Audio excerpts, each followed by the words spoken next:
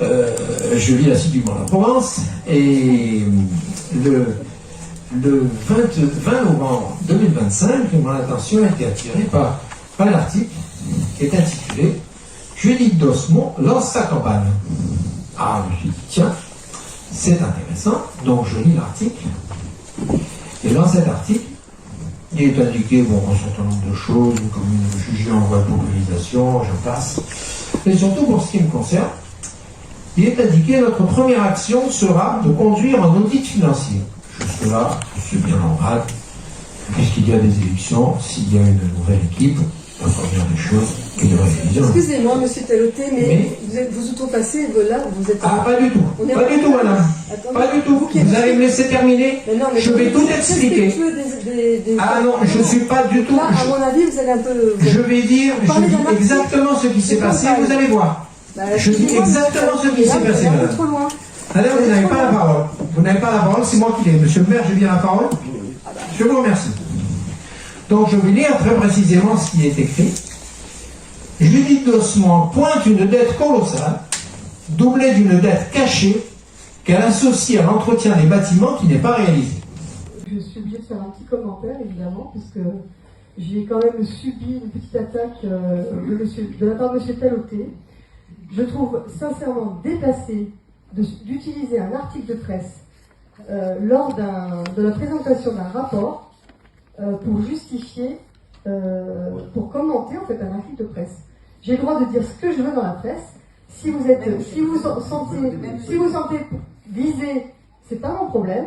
Visiblement, je vous fais peur, vous n'êtes pas serein. Pour pouvoir m'attaquer un mois avant les élections, ça veut dire qu'à un moment, vous n'êtes pas serein. Monsieur Taloté, vous pouvez rire, c'est très bien. Mais en tout cas, permettez-moi de vous dire que votre intervention est déplacée. Voilà. Après, le DOB, c'est quelque chose qui doit être puisque vous aimez qu'on respecte le code électoral, monsieur le maire. Voilà. Voilà, oui, bien sûr. Je veux parler évidemment de certains arrêtés que vous faites passer en ce moment aux candidats. En tout cas, au niveau du DOC, on n'a pas à commenter ou de dire si vous ne devez pas faire quelque chose de politique. Et là, en tout cas, je trouve que ce soir, M. Taloté a fait de la politique. Voilà, c'est tout ce que j'avais à dire. Si vous avez des commentaires, faites-les et après je peux parler. Bon.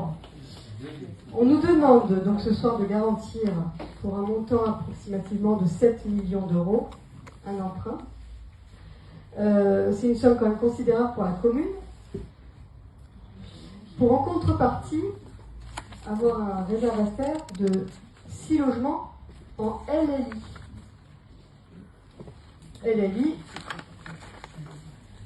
vous savez tous ce que c'est, évidemment. Logement locatif intermédiaire. Donc 6 logements. Et en plus, des logements qui n'entrent même pas dans le calcul de la loi SRU. Ah bah oui, super. Donc, moi je repose clairement la question, quel est l'intérêt concrètement pour Roquevert de garantir l'emprunt pour 7 millions d'euros? Alors on nous parle effectivement de mixité, puisqu'on va éviter de 135 logements sociaux construits au même endroit, donc de logements massifs. On nous a fait voter la dernière fois pour des PLAI, du plus, voilà. Alors moi j'entends, au contraire, je suis pour la diversité, effectivement. Mais alors pourquoi ne pas faire de la garantie d'emprunt pour du PLS?